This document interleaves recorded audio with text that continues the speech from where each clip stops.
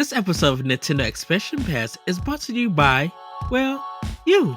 If you want to find out more about Boss Rush Media's family of podcasts, head on over to patreon.com/Boss Rush Media to see which tier is right for you.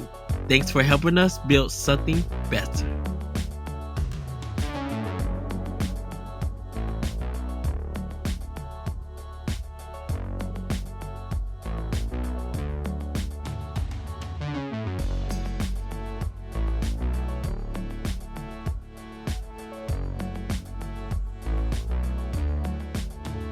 Hello everybody, welcome to Nintendo Expansion Pass here on Boss Rush Media. I'm your host and light excited Eddie V. Joining me is the one, the only bossman himself, Mr. Corey Derrick. Hello, good sir. Hello, Edward. Happy holidays to you, sir. Happy holidays to you. It feels like we haven't recorded in a while for Expansion Pass. We haven't. This is why we're recording it. Yeah, I mean we need to be better about doing this, I think. But you know, we're trying, everybody.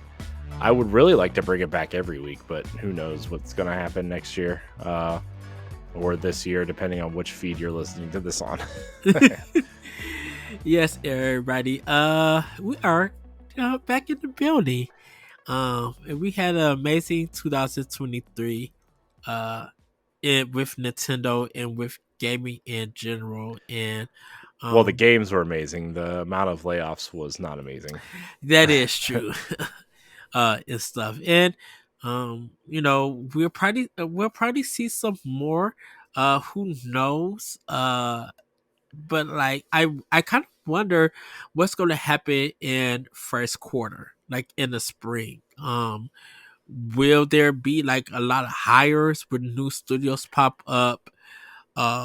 Will people who got laid off, would they still be in the gaming industry but just somewhere else? You know, it's gonna be interesting to see. Yeah, the gaming industry is real interesting. But you know, hopefully everybody that was affected this year finds work. I know a couple developers have already said that they've found work, and that's great. But you know, we need more of that. So hopefully everybody finds work, and there's a better 2024 out there for everybody. Yes. So everybody, today's expansion pass, I'm gonna ask Corey this question because I kind of read this news story on Nintendo Life, and the title of the article says Zelda producer responds to fans who want a more traditional linear adventure. This is written by Elena Haguz, and she writes, The Legend of Zelda Tears of the Kingdom continues to pave a new path for the Zelda franchise, building on the gorgeous open world formula that Nintendo introduced Link to in Breath of the Wild. But while these games have received critical acclaim, some fans desperately miss the old style of Zelda, the more linear games. Well, Zelda series producer E.G. Anuma is aware of that. In an interview with IGN, he has a rather interesting response. Acknowledging that Tears of the Kingdom has taken the series in a different direction, Anuma puts fans' desires partially down to nostalgia, but also on wanting the thing that we don't currently have. However, Anuma also feels like particularly sorry about that. In Tears of the Kingdom, there is a set path. It just happens to be the path that the player chooses. He quotes, It's interesting when I hear people say they want more linear Zelda because I'm wondering, why do you want to go back to a type of game where you're more limited or more restricted in the types of things or ways you can play? But I do understand that desire that we have for nostalgia, and so I could also understand it from that aspect. Tears of the Kingdom certainly feels like it took on a lot of feedback, particularly surrounding dungeons. While Divine Beasts were the pseudo dungeons of Breath of the Wild, many felt they weren't enough. Tears of the Kingdom introduces dungeons, and Enuma talks about those in one of his responses. He mentions that it was the team's intention when dungeons in this follow up to put a bit more density or thoughtfulness into the designs. And these dungeons include puzzles, many of which can be solved through multiple solutions. When Breath of the Wild, the idea was to rethink the conventions of the series, which meant the team broke apart the traditional Zelda, though Numa heard fans' requests. But he quotes, but then we did hear the desire from fans for a bit more of a designed dungeon. And that led to our approach to dungeons for Tears of the Kingdom. And so as we proceed, whenever we're making a game, we look back at our past and then consider where we are now with the freedom that we give to the player in these games. IGN's interview with Numa and the game's director Hidemaru Fujimiyasha is rather extensive and gives us an insight into what the team was aiming for with the sequel, as well as other potentials in the Zelda series.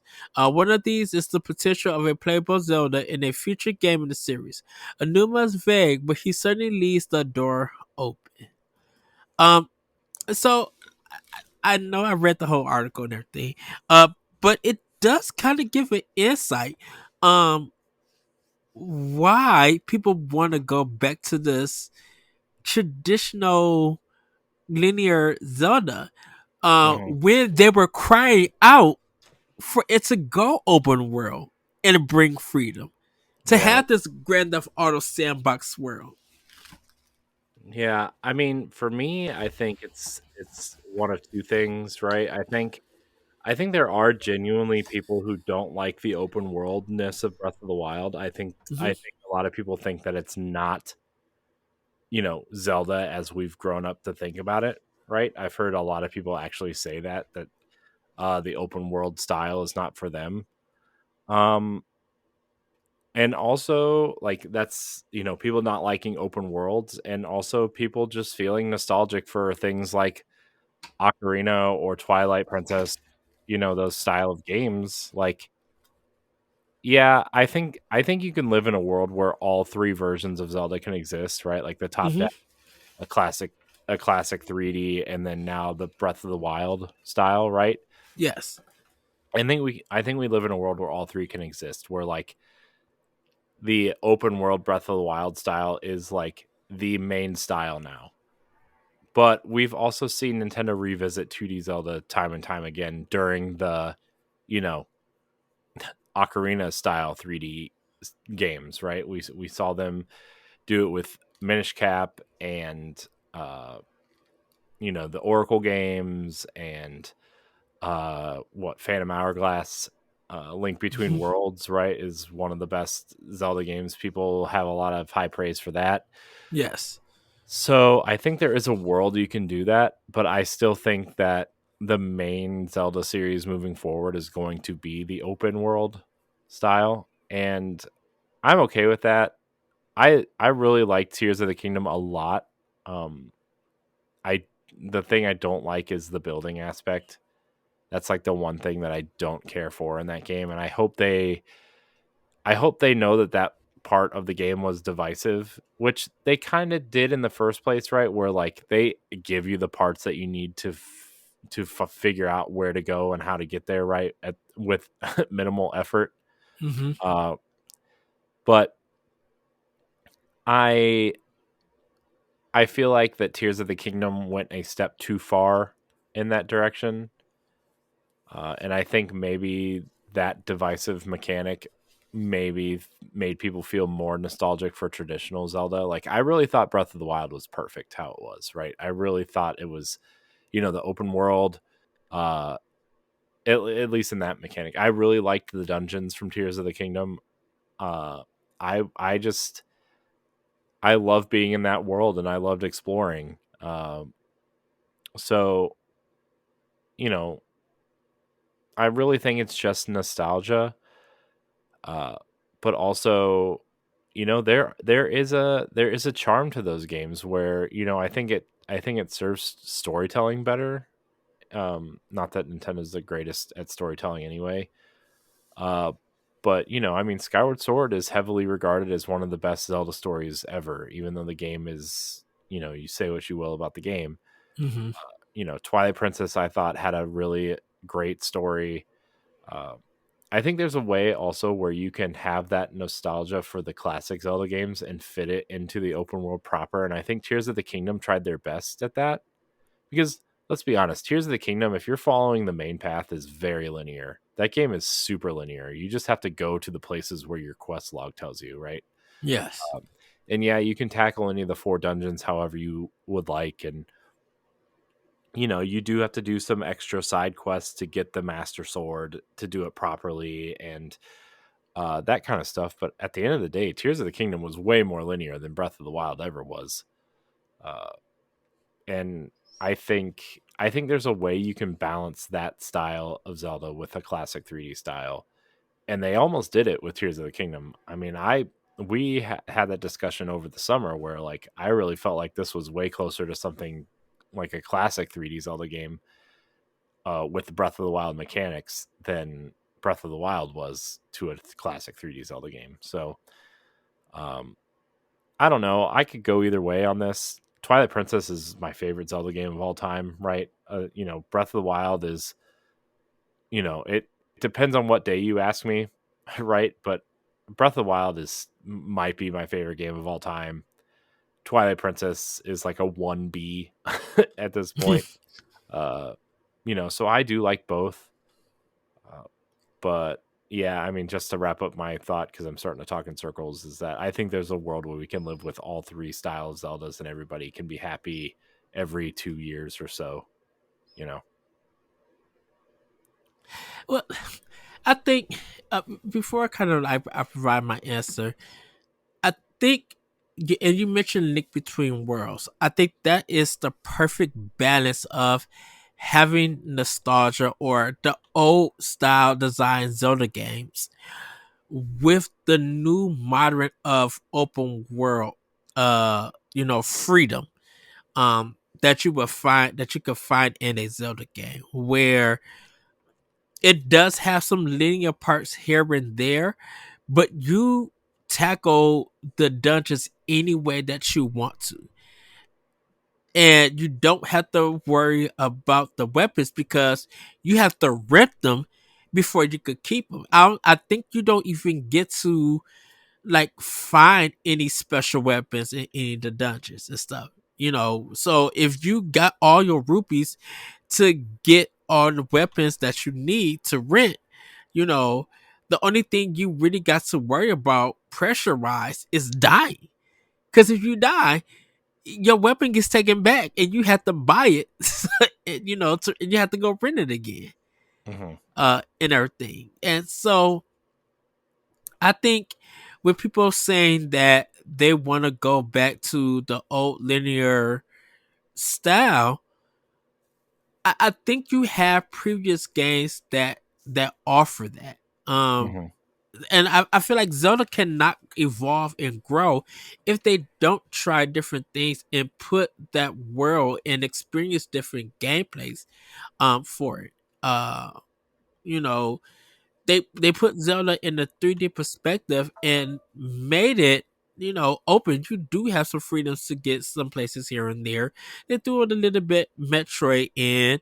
So once you acquire a certain weapon, you could go back to a spot that was hard to achieve. And now you can achieve your goals. Would the reward be good? Who knows? It depends on how you play and what you take away from that quest and everything. I think open world. I think it's not open world. I think Breath of the Wild and Tears of the Kingdom felt too intimidation for a lot of people because they feel like they're not creative enough to build things or figure out a puzzle or um get to places that they they have to figure out on how to get there. And I'm not calling people dumb or anything, but some people are just not that creative. They need some kind of guide or some help to get them to places. And Tears of the Kingdom definitely is, like I said, Breath of the Wild, Tears of the Kingdom are more science games than they are regular adventure games. Like you have to figure out some things on your own, and you have to build and create some things on your own to get where you're at and everything. Hmm. You know, Yeah, I definitely, I definitely feel like, I definitely feel like Tears of the Kingdom was more of an experiment in terms of physics and building and hmm engineering than Breath of the Wild was. I feel like Breath of the Wild was more gamified around its mechanics. I don't know. I definitely prefer Breath of the Wild over uh, Tears of the Kingdom, but at the end of the day, I think it just prefer. I think again, it just comes down to preference. You know, I mean, I know a lot of people who don't like the 3D Zelda games at all. They just want to play Link to the Past forever, and then not experience a good time. uh, there are um, definitely people like that. So at the end of the day, it comes down to preference, and Zelda has always done something unique to change their gameplay up, So right. And this happens in a lot of Nintendo games. Just yeah, but in it general. seems like this argument revolves around Zelda more than any other franchise that Nintendo has at this point. I mean, yeah, people can point at Metroid, but like Metroid's definitely not as popular.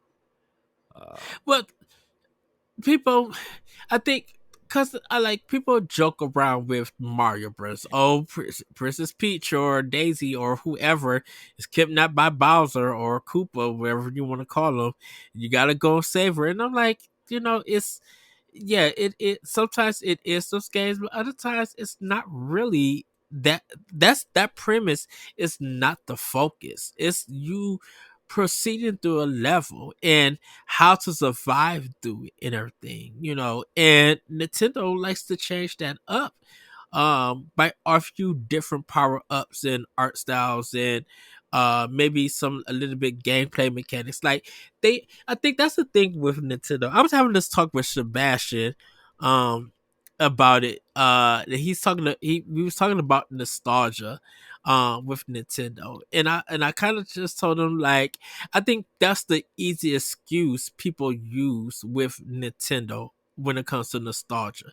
They never use it with Microsoft and they never use it with Sony. Like, those games could come out and still produce the same stuff that they had in the past years, and no one would never mention nostalgia. But if Nintendo does it, and yes, Nintendo has a rich history with their first party and stuff, they always try to bring something different, something innovative or creative. And everybody still ignore, well, people, not everybody, people ignore that it still use the nostalgia factor. You know, and I told them, I'm just like, Halo has nostalgia factor, but that word is not used. Gears have that nostalgia factor, but that word is not used. Um, Jack and Daxter and were actually Crash Bandicoot has that nostalgia factor, but no one used that word. And I was saying, I was just like, I think people use nostalgia for Crash and Jack a lot. I think where the term nostalgia loses itself is at this point is the 360 PS3 generation, because we mhm, think of that as modern because it was really the first HD consoles, and uh the way we kind of know video games today kind of started in that era as well, right? Like third person action games with uh Gears and Resident Evil 5, and uh you know that's when Sony really started picking up their kind of what they're known for now with Uncharted and The Last of Us and uh that kind of thing, right? So, I think we kind of use that generation as, hey, this is the modern era of gaming. mhm. But I think there's a lot of talk about nostalgia for Crash and old Crash and Jack, especially Jack 1, especially. People love Jack and Daxter. People want Oh Sly yeah, Cooper and Jack and Daxter to come back so bad, which I'm yes, like, those games I could take or leave. But I think it would actually add some kind of flavor to PlayStation's lineup of games at this point. But uh, I think where people have trouble using the word nostalgia is definitely that first HD era. Um, what do you call it? The consoles. So Yeah, I kind of just wonder why when it's Nintendo games that I think sometimes people who look on the outside of Nintendo who may not be a big fan or really experience their games, but they hear about them and I guess read up on its history and stuff.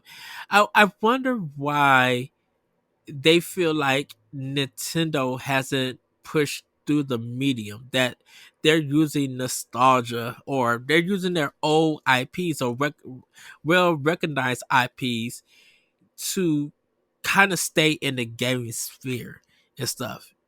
Um, of course, that's Mario, Metroid, and stuff. And the reason why I consider Metroid as part of this is because of how it birthed exploration and games and backtracking and stuff like that.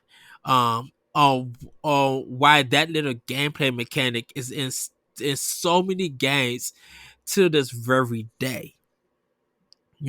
Like I think sometimes I wish people would say Nintendo's foundation of games than nostalgia.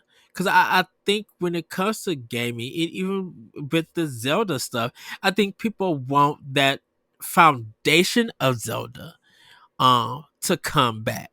Because they feel like, in my opinion, they feel like Breath of the Wild, Tears of the Kingdom, mostly Tears of the Kingdom, that it has lost its foundation. And it's delivering something that maybe they didn't really grow up as and everything. So when you don't have that foundation, who's gonna hold my hand? Who's gonna guide me through this single player campaign? It's good to have exploration stuff, but who is going to get me through this stuff? And I think if we used the term foundation, we could have a better discussion than nostalgia and stuff. yeah, I think Zelda is kind of like it's kind of like especially Ocarina. And that's where like a lot of people experience their first Zelda experience, Mm-hmm. including me, aside from running around in Link's Awakening on the Game Boy, not knowing what I was doing, right? But like Yes. Ocarina was a lot of people's first real Zelda experience, and I think that nostalgia, right? And you know, using the term foundation, right? I mean, that was Ocarina of Time's footprint was the foundation through Skyward Sword, you know? Yeah. Uh and when you have a foundation like that for a series for when did Ocarina come out? 98. 97, 98, I think. Yeah. Yeah, so 90, let's just say 98. So for 15 years, that's somebody who was 5, or let's see, somebody that was 8, right, playing Ocarina, Mm-hmm. you know ended up what, 21, 22 when Skyward Sword came out. Like that's a long time Yeah. to have like, we got uh what, 5 major games in that footprint, and then the 2D ones that came to handhelds, I guess. Let's see. Ocarina of Time, Majora's Mask, Twilight Princess, Wind Waker, Skyward Sword. Yeah. Yeah. It'd be and those then 5. and then like after Skyward Sword, or even beginning before, we started getting open world stuff like Morrowind and Oblivion and Fallout, Mm-hmm. and the Witcher games started coming out around that time. And Zelda felt antiquated when Skyward Sword came out. With the gameplay of essentially a game from 1998 mixed with standard definition graphics, when HD had taken off faster than Nintendo anticipated. mixed with motion controls that people were kind of over by the time that game came out, like Nintendo knew there needed to be some sort of change. And the fact that um, Breath of the Wild was their next big step in that was kind of incredible in a way that, the way that I would say something like Skyrim took over people's imaginations when it came out, or The Witcher 3 came out, and I think those are really pivotal moments for the development of the next Zelda. I Mhm. also stuff like non-traditional fantasy games. I would say something like Grand Theft Auto probably influenced a lot too with its open world. You can say what you want about its gameplay mechanics, or the type of game that it is. People obviously love Grand Theft Auto. We have opinions on it that don't align with a lot of people, but you can't deny how influential Grand Theft Auto has been also. And so having Zelda take on that open world formula really did a lot to reinvigorate the series. And obviously, like, Breath of the Wild worked. It's the best selling Zelda game of all time, Right. and it trounced every other Zelda game, almost combined to a point, right? I mean, Mhm. the best selling game before that was Ocarina of Time, and it sold what, 10 million units, 11 million units. So, which is nothing to sneeze at for a Nintendo 64 Oh game, right? no. But still, Oh like, heck no. but you have 5 games come out after that, and that's still your best selling one. Like, and then you have Breath of the Wild hitting what, almost 30, at least 25, 26 million at this point. I mean, I don't have Yeah. the numbers right in front of me, but it's pretty close to 30. And then you And have Tears of the Kingdom coming in at around 17 or 18 at this point, I and think. probably growing. Yeah. Yeah. And I think people who are looking for, and I agree with you, say that it's probably people this this 3D era of the Zelda franchise, because if you go back to literally the original, the first Zelda game, it really is what you guys play now without no hand holding. You do not know what to do or where to go Hmm. in those Zelda games, Yeah. in the first one. And so if you try to figure out what to do and where to go, you literally have to explore the whole map. They give you some clues for some stuff, but if you really wanted to explore the Zelda game, the first one, if you went there in that game for the first time, but after you played the 3D games and just really want to see the foundation of the Zelda games, Hmm. if you play the first one, you're gonna be like, "Oh, what the heck do I do? Where do I go? I'm like, why am I getting killed? Why is it? Hmm. Where's these hearts?" Like, you would be like, "Oh, I need a little ladder thing to cross a bridge. Hmm. I need a raft to float to a dungeon or to this other thing." Hmm. Like, there's so much in the original Zelda game that it wasn't. Zelda never started off linear.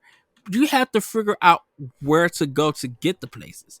It Hmm. only became linear, like you. It really became linear once Link to the Past went, and then when the 3D Zeldas came, that's when the next evolution of Zelda happened, or the Zelda games happened, and how they was mixing open world freedom in games and still have it linear. Yeah, that was also at a time though, like, especially like the Super Nintendo era all the way through, I would say, the GameCube era, although we did have, GTA games at that point, but like Yeah. linear, I mean, even GTA is linear unless you're just screwing around in the open world, right? But like nobody really knew how to make an open world game feel open, All until, right. really Skyrim and Oblivion, So, just to point just to point everything out here, Breath of the Wild as of September, has sold 31 million units, and Tears of the Kingdom has sold 18.5 million units as of September. And That's crazy. hold on, Ocarina of Time sales numbers. Man, my nose is really stuffy today. Okay, so Ocarina of Time, I was way off. During its lifespan, Ocarina of Time for the Nintendo 64 saw uh 7.6 million copies worldwide sold. So, that's Zelda is people like the open world, and I think the people who Yeah. are clamoring for classic 3D Zelda games are in the vocal minority at this point. Although I would take one, but I'm not going to be mad if the next one is Breath of the Wild style, right? Of like All right. open world. So I'm going to look up the rest of these. Twilight Princess sales numbers. This might be skewed because it's out on 3 platforms. Uh, so Twilight Princess was the best selling Zelda game until Breath of the Wild came out. Total sales numbers of Twilight Princess uh, as of April of 2018, which I can't imagine it sold more than this, much more than this, was 8.85 million units, and it was the best selling Zelda game until Breath of the Wild. Oh, is that across all three platforms? Mm-hmm. GameCube, Wii, Yeah. and Wii U? Yep. Wind Waker uh, on GameCube only sold 4.6 million copies. Uh, and then what was the other one? Skyward Sword. Skyward Sword. Now, Skyward Sword and Wind Waker and Ocarina don't include the 3DS or the HD versions, Mm-hmm. respectively. Skyward Sword, um, Skyward Sword HD sold 3.91 million units, uh, and then on the Wii, um, let's see, I don't want Skyward Sword HD. Skyward Sword on the Wii sold 3.5 million units. So, I mean, you told those together, it's barely 7.5 million Yeah. total. So, you know, those are, I mean, at that point, Breath of the Wild has outsold all of those games combined. So, Especially say when what you it's will. just, say when it, shoot, with it being on one console, you know. Well, Breath of the Wild was on 2 consoles, technically. Oh, that is right. Wii U. I have my Wii U copy still sealed I- in a protective plastic case because Not I don't me. want it to. I feel like someday it's going to be worth something. Oh, heck And so yeah. when it is, I'm going to sell it. uh, yes. But I think having like I think the story is it is important, and I know people want traditional stuff, but this is Nintendo. They want to keep tradition alive, but they want to also bring in innovation and everything. They they love when people have a foundation for their games and gameplay mechanics and ideas, but they also want to evolve that. And I think that's what makes the Zelda series in general great. You know, some of the greatest games of all time. It's because they get to innovate. Yes, they have some nostalgia. They still have some tradition applied to their games. But when it's evolving, when there's innovation, that makes the memory of playing those games so much greater. So much like, to me, pretty much exquisite and everything. Like, you know, whether they change the graphics or they go in a dark story or they move these characters or they bring this dungeon in, you know, they want to be able to evolve. They don't want to be stuck in the same thing because we have we have learned from Mega Man on what happens when there's no innovation and you stick to nostalgia and tradition. We have seen that, and that stuff almost killed the series. It hurted so much that they stopped doing 2D games. And yes, we got Well, Battle they stopped Network. doing 3D games also. So True. But we didn't have. I mean, if Mega Man Legends did pop off the way that it could have, we probably would have had a Mega Man Legends 7 or 8 right about now. But it probably would have been the same thing. This happened with Resident Evil and everything. Like Capcom knows that if their nostalgia stuff gets popular, they're gonna stick to what works. But then they could also overdo it, which could kill a series. hmm And if they don't, because they didn't evolve, they literally did not evolve Resident Evil to Resident Evil 4. Code Veronica was literally the last game that they did that stuck in the same way that they presented and designed games and everything.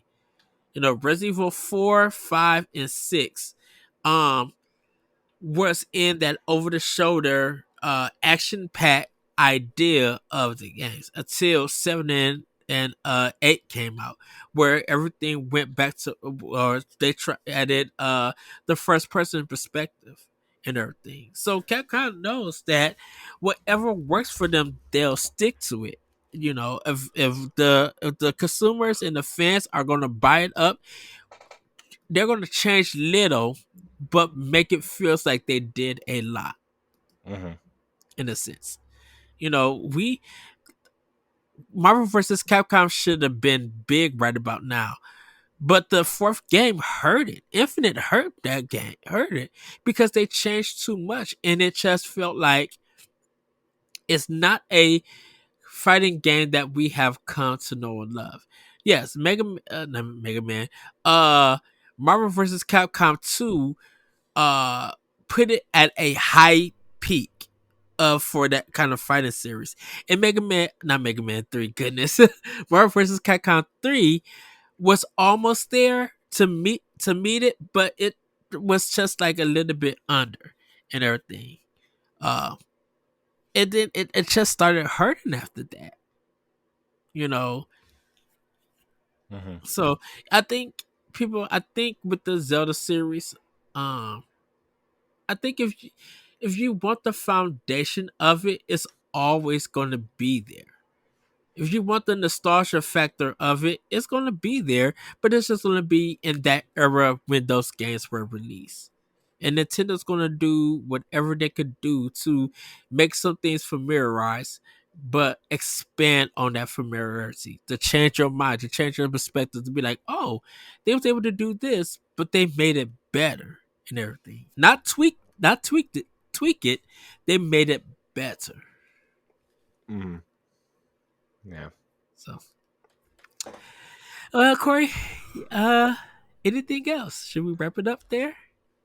Yeah, I think we could I think we could put a pin in it. Um I would really like to try to bring this back every week. We're going to try, I think. Uh but that'll be during the new year. Although if you are listening on free feeds, I think it is the new year already. So happy new year. But yeah, I think in 2024 I would really like to try to bring this back every week just because I don't know. It's a good time. Yes.